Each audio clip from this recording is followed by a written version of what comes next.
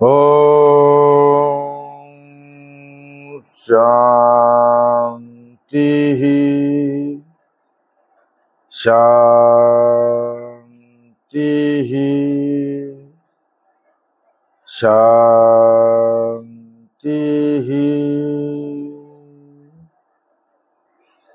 सभी को सादर नमस्ते। ऋषियों की अमृत धारा चैनल में आप सभी दर्शकों का स्वागत है, हार्दिक अभिनंदन है। प्यारे महानुभावों, आप देख रहे हैं सवाल आपके जवाब हमारे ऋषियों के ग्रंथों के माध्यम से। तो करते रहिए हमसे अपने मन की बात और लेते रहिए हमसे अपनी हर बात का जवाब। प्यारे महानुभावों, आज का हमारा विषय है महर्षि पतंजलि का अष्टांग योग। ऋषियों में से एक महर्षि पतंजलि ने एक वेदों से निकालकर एक शास्त्र का निर्माण किया, एक शास्त्र लिखा, एक दर्शन लिखा जिसका नाम है योग दर्शन। उस योग दर्शन के अंदर महर्षि पतंजलि ने ईश्वर के प्रति अपनी नजदीकियां कैसे लगाए, कैसे मनुष्य अपने आप को शुद्ध पवित्र करे, उसके बारे में अपने अष्टांग योग के माध्यम से हमें बताया है। तो हम आज उसी महर्षि पतंजलि के अष्टांग योग का वर्णन, उसके बारे में चर्चा हम आपसे करेंगे। महर्षि पतंजलि ने एक अष्टांग योग लिखा अपने योग दर्शन के अंदर।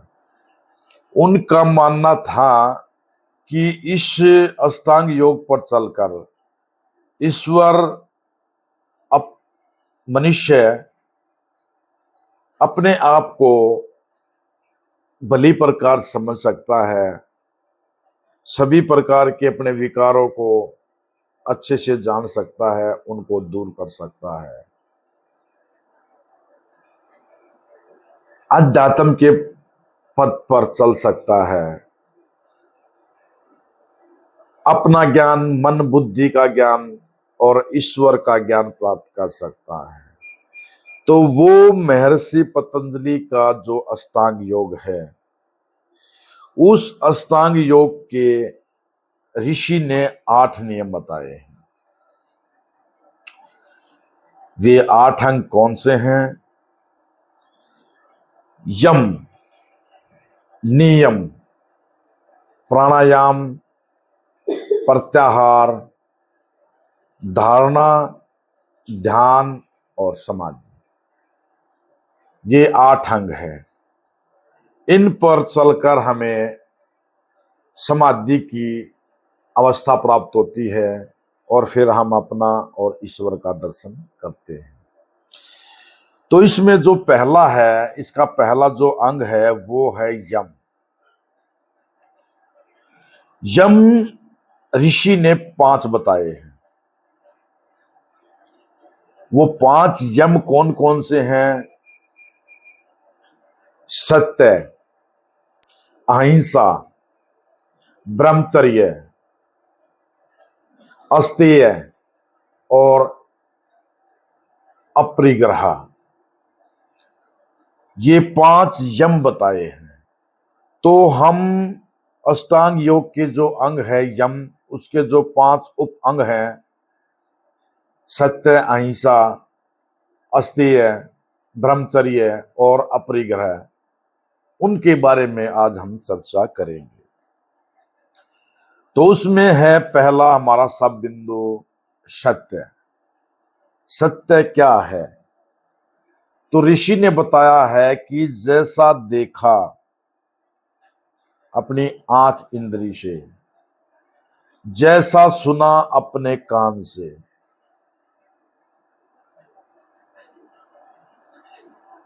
जैसा पढ़ा किसी पुस्तक से, प्रमाणित पुस्तक से, और ये देखकर, सुनकर, पढ़कर फिर हमने जो अपनी बुद्धि से चिंतन करके, मंथन करके जो निकाला है, उसको वैसा का वैसा कहना ही सत्य है। अगर उसमें हम तनिक भर भी मिलावट करते हैं तो वो असत्य हो जाता है, झूठ हो जाता है। कि हमारी आंखें देखे कुछ और हम उसको बोले कुछ, हम सुने कुछ और मिलावट करके कहे कुछ। अगर मैंने किसी की बात को सुना और मुझे लगा है कि वो वास्तव में ही जिसने ये बात कही है, अपनी बुद्धि के द्वारा मैंने परीक्षण किया कि हाँ ये ही सत्य हो सकता है, तो उसको वैसा का वैसा ही ट्रांसफर करना दूसरों को, वो सत्य है। अगर तनिक भी मैं अपनी तरफ से, जैसे अब मैं ऋषियों का जो ये उपदेश आपको दे रहा हूं, इसमें मेरा कोई सामर्थ्य नहीं है, ये ऋषियों का ही उपदेश है जो गुरु के माध्यम से मुझे प्राप्त हुआ, और मैं ज्यों का त्यों ही आपको ट्रांसफर कर रहा हूं, आपके सामने प्रस्तुत कर रहा हूं। अगर मैं इसमें अपनी तरफ से तनिक भी कुछ मिलाने का प्रयास करूं तो वो असत्य हो सकता है।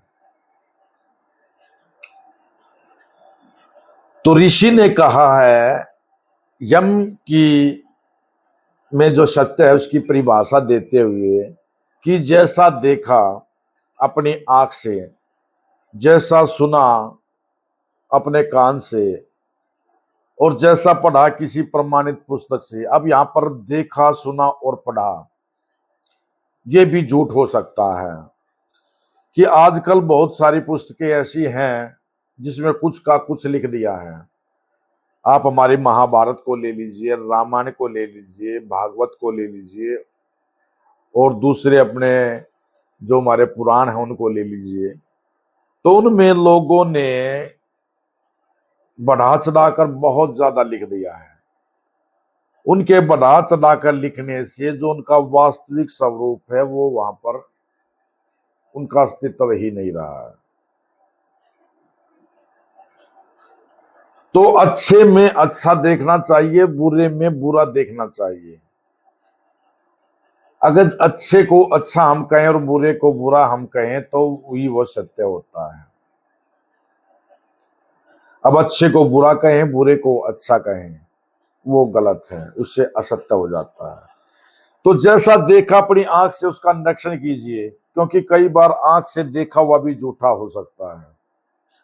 हमें कम प्रकाश के कारण या दूरी के कारण कोई वस्तु सामने दिखाई दे रही है, तो हमें वहां पर संख्यात्मक ज्ञान हो जाता है कई बार, कि सामने जो खड़ी वस्तु, सामने जो पड़ी वस्तु है, वो या तो ये हो सकती है या तो वो हो सकती है। निर्णय हमारा कुछ निकल नहीं रहा है, और हम उस पर दूर से ही बगैर निरीक्षण किए कोई निर्णय निकाल लें।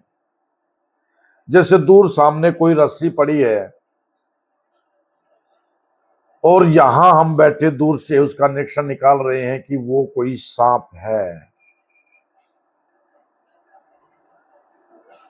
जबकि वास्तव ये है कि वो एक रस्सी है। और वैसा ही हम जानकर उसको ऐसा ही समझकर दूसरों को बताए तो वो झूठ होगा। किसी को बताने से पहले, मन के आचरण को में इसमें लेने से पहले हमारा दायित्व तो बनता है कि हम पहले जाकर उसका अच्छे से परीक्षण करें, उसका निरीक्षण करें।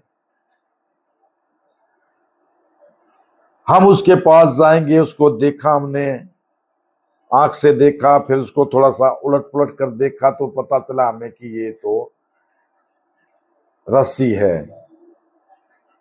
फिर इसको हम ज्यों का त्यों दूसरों को कह सकते हैं। एक और उदाहरण मैं दूंगा सूक्ष्म, कि कोई हमें जब समय हमारे से पूछा जाता है और समय में प्रॉपर टाइम नहीं होता है, जैसे किसी ने पूछा कि कितना समय हुआ, तो हमारी आंख ने देखा कि 7:53 हुए हैं। सत्य यह है कि हमारी आंख ने ये देखा है, लेकिन हमने उनको ये बोल दिया है कि भाई 8 बज चुके हैं। तो ये भी असत्य ही होगा मेरे प्यारे दर्शकों, क्योंकि हमारी आंख ने तो ये देखा था ना कि 7:53 हुई है, और हमने बोल दिया उनको 7 मिनट आगे का समय, तो वो असत्य है।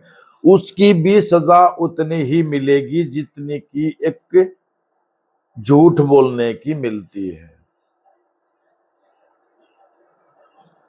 तो सत्य को आप ठीक ठीक से जाने। किसी को ऐसी कोई बात अपने द्वारा आप ना कहें जब तक आपने उसका अपने मन बुद्धि से चिंतन करके ठीक और गलत का निर्णय ना निकाला हो।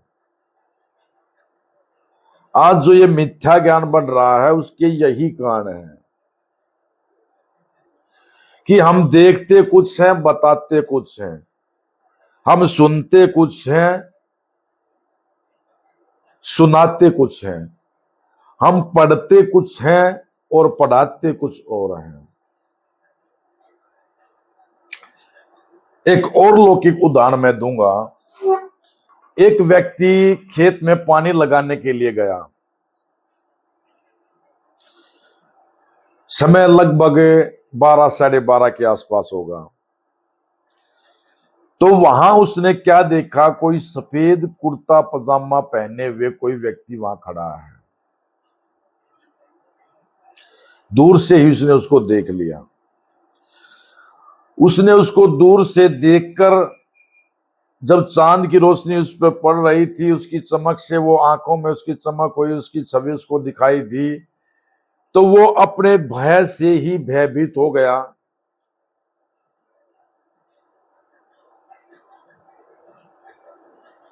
और उसके मन में अनेकों प्रकार के भयभीत करने वाले विचार आने लगे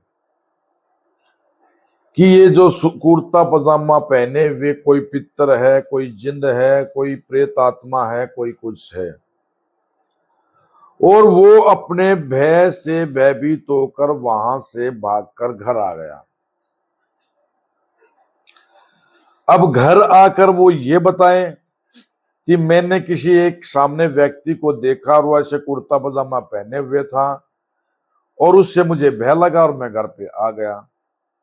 तो इसमें वो अपनी कायरता समझता है, समझा उसने। तो उसने उस बात को जैसा देखा वैसा न कह के बढ़ा चढ़ा कर कह दिया। क्या कह दिया कि मैंने तो वहां देखा कि कुर्ते, सफेद कुर्ते पजामे में एक बहुत ही लंबे आकार का व्यक्ति, लंबे आकार का कोई प्रेत या भूत मेरे को दिखाई दिया, जिसके एक नहीं 3 4 तो उसके हाथ थे और बहुत ही भयानक और डरावना उसका चेहरा था। जैसे ही मैं उसके नजदीक गया, वो मेरे को पकड़ने के लिए दौड़ा। मैं वहां से बड़ी मुश्किल से भागकर वहां से अपनी जान बचाकर आया हूं। अब तुम देख लो कि यह सत्य था, लेकिन उसने अपने भय को छिपाकर दूसरों को ये ना समझे कि मैं कायर हूं, मैं डरपोक हूं, उसने ये मन गढ़ंत बातें कह दी। अब वो मन गढ़ंत बातें देखिए क्या रूप ले लेंगी। अब उनके परिवार वाले जो थे उन्होंने भी सुना कुछ, और दूसरे सुबह उन्होंने उठे तो अपने पड़ोसियों को क्या बताया कि शाम को, रात को तो हमारे बच्चे को भूत प्रेतों ने पकड़ लिया था, बड़ी मुश्किल से जान बचाकर वो भागा है। तो आप भी वहां रात के समय पर ना जाए, वहां तो भूतों का बसेरा है, वहां तो सैकड़ों भूत रहते हैं। वो तो वहां किसी को रोड क्रॉस करने नहीं देते, वहां तो किसी को वो जाने ही नहीं देते, और ज्यादा अतिशयोक्ति से वो उसको ऐसा बोल देते हैं। फिर वे पड़ोसियों ने जैसा सुना उसमें और अपनी तरफ से मिलाकर दूसरों को बता देते हैं, दूसरे तीसरे को, तीसरे चौथे को, चौथे पांचवें को। इस तरह धीरे धीरे करके क्या परिणाम निकलता है कि वो जो स्थान था, जबकि वहां कुछ नहीं था, वो जो स्थान था वो भय के नाम से वो स्थान जाना जाने लगा, भूत प्रेत के नाम से वो जाना जाने लगा। लोगों में ये जो असत्य है उन्होंने घर कर लिया है कि रात के समय उस स्थान पर जाना उचित नहीं है, वहां तो भूत प्रेत पिशाच इनका डेरा है। वो रातों वहां पर नाचते रहते हैं और जो भी व्यक्ति वहां से गुजरता है उसके साथ वो अनर्थ करते हैं। तो ऐसा करके करते करते ही ये इतना ज्यादा मिथ्या ज्ञान फैल चुका है, क्योंकि हमारी रामायण में कुछ और था, धीरे धीरे उसमें मिलावट आती गई आती गई आती गई, और आज उसका देख के कोई और ही शब्द रूप बन गया है। हनुमान जो हमारे इतने पवित्र, बलवान, बुद्धिमान व्यक्ति थे, उनको अपनी इन कल्पनाओं के आधार पर बढ़ा चढ़ाकर उनको बंदर के जैसा शरीर उनको बना दिया, उनका बंदर के जैसा मुख बना दिया, बंदर के जैसे उसकी पूंछ लगा दी। इतने महान व्यक्ति के कितनी विचारणीय बात है, उसको वानर कहा जाने लगा, बंदर का रूप उनको बनाया गया उनका। कितनी चिंता की बात है, कितनी शर्मनाक बात है कि एक महापुरुष के साथ इतना अन्याय हो रहा है और लोग कर रहे हैं। कितना अन्याय उस श्री कृष्ण जी महाराज के साथ हो रहा है। उसकी केवल एक पत्नी थी, श्री रुक्मणी जी। एक पर स्त्री के साथ उसका संबंध जोड़ा जा रहा है जो कि काल्पनिक है, क्योंकि हमारी महाभारत में महर्षि कृष्ण द्वैपायन वेद व्यास जी के द्वारा लिखित जो महाभारत है उसमें राधा नाम की जो चर्चा हुई है वो केवल राधा कर्ण की माता थी, और दूसरी कोई राधा जो था वो रिश्ते में कहीं इसके दूर के मामी लगती थी। लेकिन उन मिथ्याचारियों ने, उनका क्या उद्देश्य रहा है वो तो वो जाने, लेकिन हम समझ भी सकते हैं कि उन्होंने अपने पेट के लिए, अपनी जीविका को जीवित रखने के लिए, अपनी जीविका के लिए उस श्री कृष्ण जी महाराज को योगी से भोगी बना दिया। उनको ये बना दिया कि उनकी 16,108 रानियां थी और उसकी बहुत सी प्रेमिकाएं थी, उनके साथ वो रास रंग करता था, रास लीलाएं रचता था। मेरे को आप एक बात बताइए मेरे प्यारे दर्शकों, अगर किसी को बुरा लगे तो मैं क्षमा चाहूंगा, लेकिन सत्य के बोलने से भी मैं नहीं रह पाऊंगा। वो जो श्री कृष्ण जी महाराज जिसको आज लोग भगवान को बनाते हैं, भगवान का दर्जा देते ही नहीं, उनको भगवान ही बना रखा है, मंदिरों में से उनके लिए बनाए जाते हैं, घर बनाए जाते हैं, उनकी पूजा पाठ की जाती है। वो जो ये प्रेमिकाएं बनाए और उनके अंदर उनके साथ रास लीला रचाएं, वो तो ठीक है। अगर हम ऐसा करें तो उसको समाज गलत मानता है। ऐसा क्यों?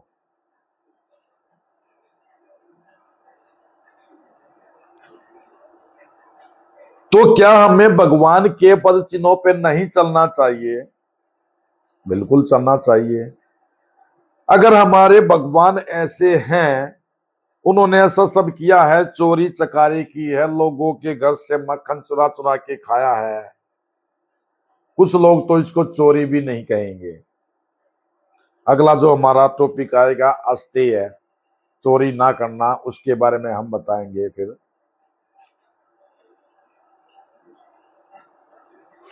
तो उसको चोर, उसको जार, उसको व्यभिचारी बना दिया गया है। ये कितनी शर्मनाक बात है हम हिंदुओं के लिए। इतने बड़े महान योगी राज श्री कृष्ण जी महाराज के साथ ये कितना बड़ा अन्याय है, कितना बड़ा अन्याय है। वो योगी थे और एक व्यक्ति एक समय में एक ही हो सकता, या तो वो योगी या वो भोगी। वो ताउम्र योगी ही थे और ब्रह्मचर्य के जैसा ही जीवन उसने जिया। केवल एक ही बार उसने अपनी पत्नी रुक्मिणी के साथ मिलन किया था, वो भी पुत्र प्राप्ति के लिए, जिससे वो प्रद्युम्न नाम के पुत्र की उनको प्राप्ति हुई थी। तो मेरे प्यारे अभी महानुभाव, आप देख लीजिए कि एक असत्य के बोलने से कितना बड़ा पाखंड हो जाता है।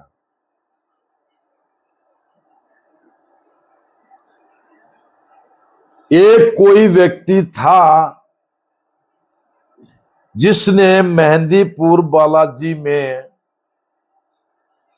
कोई ऐसी अपनी बुद्धि के द्वारा काल्पनिक रूप से या उसकी कोई मानसिक बीमारियों के कारण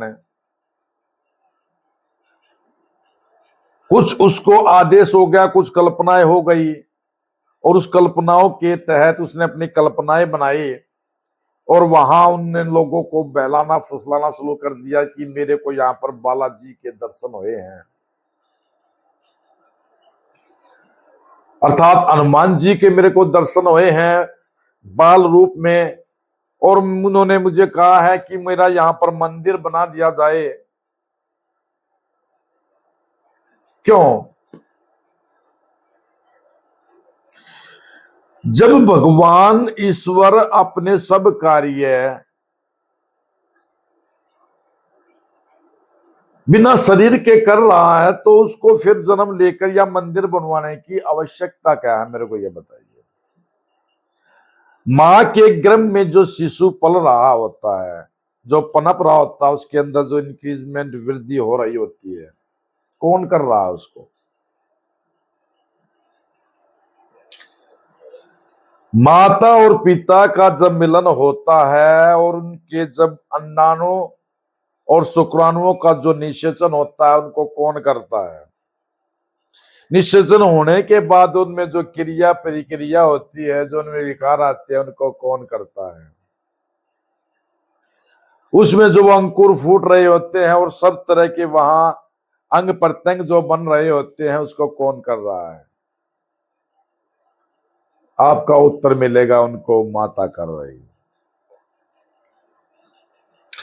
अगर माता ने ये शरीर हमारा बनाया है अपने गर्भ के अंदर, तो मेरा उन परम पूजनीय माताओं से ये प्रश्न है कि जब उन्होंने अपने गर्भ के अंदर उस बच्चे को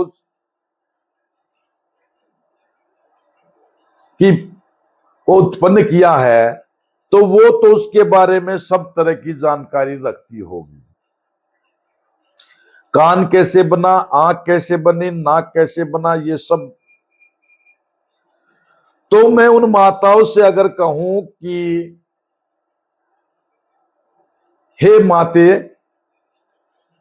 मेरा ये एक दांत खराब हो गया है और आपने तो एक की बजाय 32 दांतों का निर्माण किया है, मेरा एक दांत खराब हुआ है, कि क्या दोबारा से मेरा ये दांत आप बना दोगे?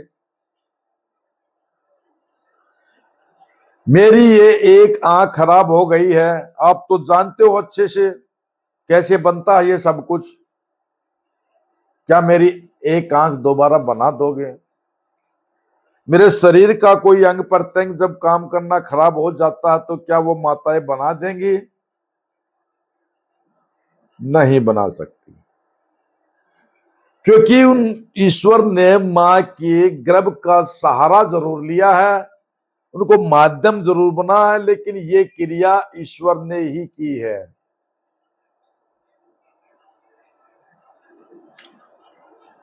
तो मेरे को ये बताइए, ये जो सूक्ष्म क्रिया होती है, बीज हम जमीन के अंदर डालते हैं, हमें नहीं पता वो उगेगा नहीं उगेगा।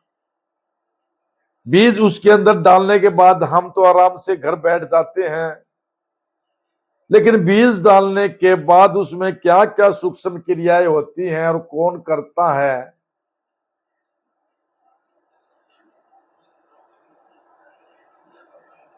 वो ईश्वर ये सब कर रहा होता। वो सब सूक्ष्म क्रियाओं से उसके अंदर प्रांकुर अंकुर फूटते हैं, धीरे धीरे उसमें से पौधा, वो जो कर रहा है किसी का उसने साथ लिया। मैं पूछ रहा हूं आपसे, क्या मनुष्य का जन्म लिया? क्या उसने कहा कि मेरा मंदिर बना दीजिए और मैं ऐसा करूंगा? मेरे को ये बताइए कि एक ही प्रकार की जमीन है और उसी जमीन में हम कुछ पेड़ पौधे लगाते हैं, एक पौधे पे तो सफेद फूल खिलता है, दूसरे पे लाल खिलता है, तीसरे पे काला, पीला, हरा, गुलाबी। वो इतने सुंदर रंग क्या जमीन के अंदर आपको दिखाई दिए? क्या वो जो पौधा आपने छोटा सा लगा था उसके अंदर दिखाई दिए? फिर भी वो सारा सब कुछ जो हुआ और किया, उस सूक्ष्म क्रिया जो ईश्वर ने अपनी मानसिक शक्ति से की है, उसने कहा कि मुझे जन्म चाहिए। ये जितने भी प्रकार के पेड़ होते हैं, उन पेड़ों पे उसी जमीन के अंदर अलग अलग प्रकार के मिठास, खटास, कड़वाहट प्रकार के फल लगते हैं। आपने अनार खाया होगा, मक्का खाया होगा, भूटा, देखना कितने अरेंज में दाने लगे हुए हैं। कोई व्यक्ति लगा सकता है कि इतने क्रमबद्ध तरीके से दाने अनार के अंदर? आप देखिए, आप केला देखिए, हलवा पैकेट बंद, बिल्कुल बाहर से छिलका सब कुछ। खरबूजा खाइए, तरबूज खाइए, देखिए अंदर पानी तो है। क्या कोई ऐसे आकाश में पानी लटका सकता है? ईश्वर लटका रहा है। ये जो अंगूर देखा आपने, वैसे लटके तो रहते हैं, पानी तो वो इतना मिठास कहां से आया? ना जमीन को आप चख के देखिए उसमें है, ना जो पौधा आपने लगाया था, अंगूर की बेल लगाई थी उसमें, ना उसके फूल में, ना पत्तियों में, फिर कहां से आ रहा है वो सब कुछ? क्या है, कौन कर रहा है उसको? ईश्वर कर रहा है। क्या ईश्वर ने कहा कि मुझे ये जन्म, क्या ये जन्म लेकर ईश्वर कर रहा है? ये कितनी झूठी बात है। इतनी सूक्ष्म सूक्ष्म कार्य, इतने विशाल विशाल बड़े बड़े जो कार्य हैं, ईश्वर बिना शक्ति के बिना शरीर धारण किए कर रहा है।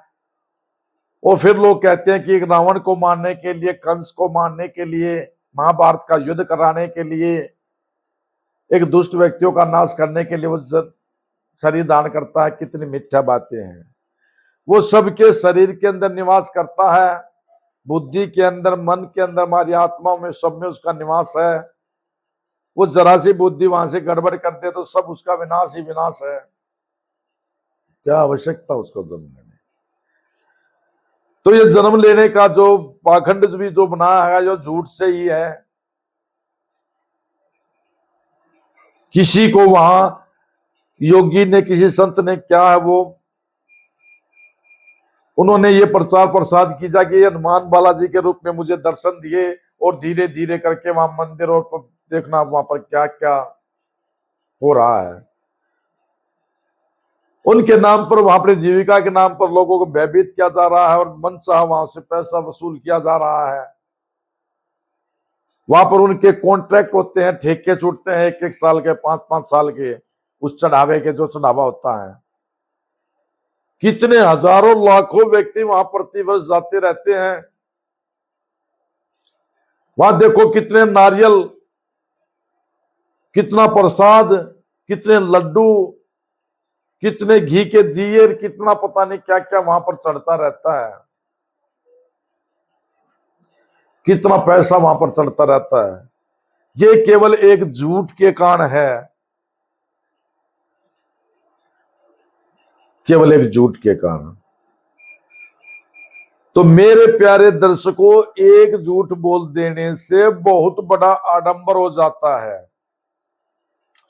मुझे याद है कि हम कुछ व्यक्ति कहीं बैठे थे, ऐसे ही एक आश्रम में, एक मंदिर में वहां बैठे थे कुछ व्यक्ति, तो ऐसी बात चल रही थी। तो मैं वहां बैठा बैठा देख रहा था, मैं उनसे अलग बैठा था, वो आपस में कुछ बातें कर रहे थे कि भाई एक ऐसा व्यक्ति है, वो ये कर देता है, इतना जादू टोना उसको आता है, ऐसा काली का भगत है, ऐसे धोली का भगत है, हनुमान का भगत है, पीर है, ये है, सबकी अपनी अपनी बातें चल रही थी और मैं दूर बैठा उनको सुन रहा था। तभी एक व्यक्ति ने क्या कहा कि एक व्यक्ति तो ऐसा है कि अपने नाखून, अंगूठे के नाखून के अंदर सारी की सारी भूतकाल की और भविष्यकाल की सच्चाई दिखा देता है, जैसे कि हम टीवी, फोन इत्यादि में देखते हैं।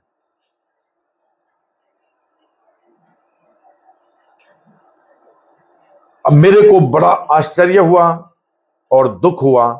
अब मेरे से वहां पर रहा नहीं गया और मैं उनके पास गया। मैंने उनको कहा कि आप सभी सज्जन इस चीज के गवाह हैं, साक्षी हैं। आप सभी सज्जनों का किराया, भाड़ा, खाना पीना मैं अपनी तरफ से दूंगा। ये व्यक्ति जो ये बता रहा है वो हमें साथ लेके जाए और प्रत्यक्ष ऐसा हमें उस व्यक्ति को ऐसे अंगूठे में देखते हुए दिखाए, क्योंकि इसमें सच्चाई तो कुछ थी नहीं। उसने भी कहीं से कुछ बात सुनी होंगी और उसको बढ़ा चढ़ाकर ऐसे किया होगा। तो अब वो व्यक्ति घबरा गया और बताने लगा, कहने लगा, नहीं मेरे से तो उसने कहा है, उसको उसने कहा है, उसको उसने कहा है, इस तरह से। तो ये सारी की सारी ही झूठी बातें, मिथ्या बातें हैं। जो कुछ कुछ बाबा हमारे यहाँ घर पे कुछ मांगने के लाते हैं और जो हमें कुछ बहकाते हैं, फुसलाते हैं, कुछ जादू टोना करके दिखाते हैं, वो उनका केवल एक जादू होता है, उनकी अपनी एक कला होती है। वो हाथ से ऐसे पानी निकाल के दिखाना, सिर से पानी निकाल के दिखाना, हाथ को बंद करके उसमें खोल लेंगे, उसमें दाने दिखाना, कहीं कुछ दिखाना, वो उनकी एक, उनका मैजिक है। वो केवल उनका एक मैजिक है और कुछ नहीं है। और उससे हमें ये दृढ़ विश्वास हो जाता है कि ये जो संत है ये तो वास्तव में महात्मा है, इनके द्वारा कहा गया एक एक शब्द सत्य है। अगर मैं इसके साथ इसकी बात को नहीं मानूंगा तो ये हमारा कुछ भी अनर्थ कर सकता है। ये मन गढ़ंत बात है, टोटली मिथ्या है, वो कुछ भी कर सकते नहीं है। अगर वो कुछ भी कर सकते तो फिर ईश्वर क्या है? ईश्वर तो फिर क्या ईश्वर हमारा चापलूस है? मैं आपसे प्रश्न पूछ रहा हूं। वो हमारे कहे अनुसार कार्य करेगा क्या? मैं कहूंगा ये होना चाहिए तो वैसा ही करेगा, मैं ये कहूंगा ऐसा नहीं होना चाहिए तो ऐसा ही करेगा। हमारे अधीन है क्या वो ईश्वर? आप समझिए, वो सर्वशक्तिमान परमपिता वो हमारे अधीन, हमारे कहे अनुसार चलेगा। मैं उसको कह दूं कि इसका बुरा होना चाहिए तो उसका बुरा हो जाए, और मैं कह दूं इसका अच्छा हो जाए तो उसका अच्छा हो जाएगा। मेरे कहने अनुसार वो कार्य करेगा। हमारा अस्तित्व ही क्या है उसके सामने? हम है ही कौन? कितने पाखंडी हैं, कितने घमंडी हैं, अहंकारी हैं, मिथ्याचारी हैं, कामी हैं, भोगी हैं, लालची हैं। वो हमारे अनुसार कह कार्य करेगा क्यों? मैं आपसे पूछता हूं क्यों? ये सूरज, चांद, तारे, ये पूरा यूनिवर्स उसने बना, हमारे कहने से बना है। इसका जो पालन कर रहा है, इतनी सूक्ष्म गति से जब सब कुछ कर रहा, हम जो भोजन खा रहे हैं सूक्ष्म गति से 7 धातुएं लगातार बनती रहती है, क्या वो मेरे कहने से बना रहा है?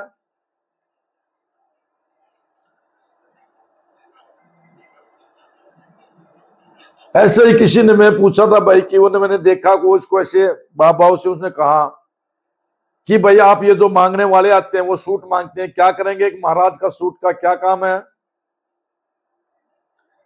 क्या वो सूट सिलाकर रात को कपड़े पहन के घूमते हैं, सूट सलवार पहन के घूमते हैं? वो सूट मांगते हैं, इसका अर्थ यह है कि या तो वो व्यसन करेंगे, उन सूटों को बेचेंगे, उनसे पैसा कमाएंगे और व्यसन करेंगे, या फिर वो गृहस्थी है और मांग कर अपना पेट पाल रहे हैं। अगर मांगने से ही सब ऐसे मिलता रहे तो फिर भिक्षावृत्ति बढ़ती रहेगी, फिर पुरुषार्थ क्या रहा हमारा? इस वो भिक्षावृत्ति को बढ़ाने वाले भी हम ही हैं। हम उनको ना दें तो क्या करेंगे? पुरुषार्थ करने के लिए मजबूर होंगे।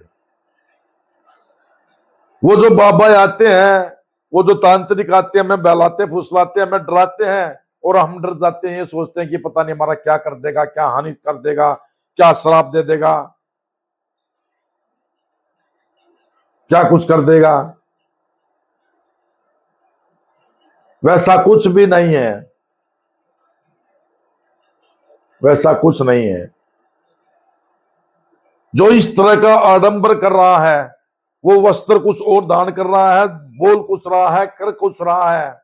उन्हें वस्त्र तो भगवान दान कर रखा है, लेकिन है वो लालची, भोगी, कामी।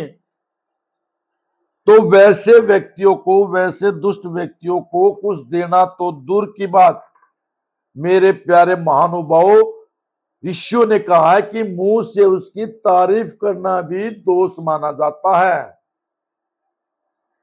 कुछ देना लेना तो उसको दूर की बात है। अगर ऐसे व्यक्तियों को हम कुछ देते हैं और उसका गलत व्यसन में वो प्रयोग करता है तो वो सारा का सारा श्रेय हमें हो जाएगा। अब देख लीजिए, आप जाने न जाने में कितने पाप कर रहे हैं। ये सारा झूठ से ही मिलकर बना है।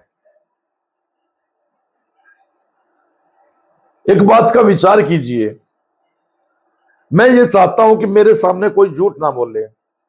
आप भी यही चाहते हैं कि सामने वाला मेरे से झूठ ना बोले। तो मेरे को ये बताइए, फिर भी वो झूठ आता कहां से है? और झूठ बोलना ही कब जाता है? जब व्यक्ति फंस जाता है, कुछ इस तरह का कर्म कर देता है जो उसको करना नहीं चाहिए, और जब वो पकड़ा जाता है तो फिर वहां पर झूठ बोलता है। ऐसे झूठ नहीं बोलता कोई। तो वही हमारी परीक्षा होती है, वही हमें झूठ बोलना नहीं होता है। अगर वहां हम झूठ नहीं बोलेंगे तो फिर हम महान हैं, ईश्वर के सच्चे पुत्र हैं, जो उसके सही और सच्चे उपदेशों का पालन हम करते हैं। तो इस प्रकार मेरे प्यारे दर्शकों, एक झूठ के बोलने से ये बहुत हमारा समाज खराब हो रहा है, हमारी गृहस्थी खराब हो रही है, हमारे परिवार खराब हो रहे हैं, हमारा देश खराब हो रहा है। कितने झूठे वादे कर दिए जाते हैं। आप देख रहे होंगे चुनाव के समय में ये कर देंगे, वो कर देंगे, ये सब वो सब।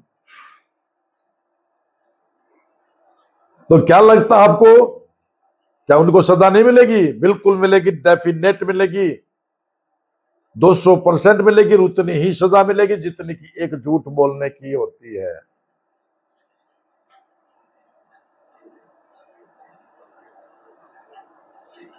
तो हमारा समय हो गया है। अंत में मैं यही कहूंगा प्यारे मित्रों कि जैसा देखा, जैसा सुना, जैसा पढ़ा, ऐसे 2 रुपए की पुस्तक, 4 रुपए वाली पुस्तक ना पढ़कर उसको ये देखो कि ये कोई प्रमाणित पुस्तक है, इसको किसने लिखा है, किस केस में उपदेश है। अगर कसौटी करो तो वेदों की कसौटी करो, शास्त्रों की कसौटी करो। जो शास्त्रों के आधार पर कोई पुस्तक है, ज्ञान और विज्ञान की, कोई वेदों दर्शनों के आधार पर, वेदों के आधार पर कोई पुस्तक है तो वो ठीक है, सही है। उनका विरोध करते हुए कोई पुस्तक लिखी गई है तो वो सिरे से ही गलत है। उस पुस्तक को ना पढ़ो, और ना इस पर विश्वास करो, ना उसका ग्रहण करो। क्योंकि मैं और आप गलत हो सकते हैं, लेकिन हमारे ऋषि गलत नहीं हो सकते हैं। आज जो आप ये वैज्ञानिक देख रहे हैं, वैज्ञानिक को तो इन विज्ञानियों से कहीं 1000 गुना श्रेष्ठ हमारे ऋषि हुआ करते थे, इतने बुद्धिमान। देख लीजिए, हमारे ऋषि गलत नहीं हो सकते, हम उन्हीं ऋषियों की संतान हैं। मैं और आप, ये सारा समाज गलत हो सकता है, लेकिन ऋषि कभी गलत नहीं हो सकते। ऋषि कोई मन गढ़ंत बात कहेंगे नहीं, बगैर तोले समझे कोई बात को न लिखेंगे न कहेंगे। उनको पता है कि एक बात गलत कह देने से समाज पर उसका कितना कुप्रभाव पड़ता है। तो इसलिए जैसा देखा, जैसा सुना, जैसा पढ़ा, उसके बाद उन पढ़ लिख सुन जानकर अपनी बुद्धि से भी उसका चिंतन करो। बुद्धि स्वतः ही आपको बता दे कि क्या ठीक है क्या गलत है, आप उसका चिंतन तो करें। उनको विचार तो दौड़ाए, मन और बुद्धि दोनों का युद्ध तो छिड़ने दे। मन ये कहेगा, बुद्धि ये कहेगी, फिर वहां जो निकल के निष्कर्ष आएगा वही सत्य होगा। इसी को बोलते हैं मन की आवाज। तो आज हमने अष्टांग योग का जो पहला अंग है यम, और यम का भी जो एक उपयंग है सत्य, उसके बारे में जाना। तो आगे हम फिर जिसके दूसरे और जो अंग बचे हैं, अहिंसा, ब्रह्मचर्य, अस्तेय और अपरिग्रह, उनकी चर्चा करेंगे। हमारा समय समाप्त हुआ। आप सभी का कल्याण हो। ओम सम।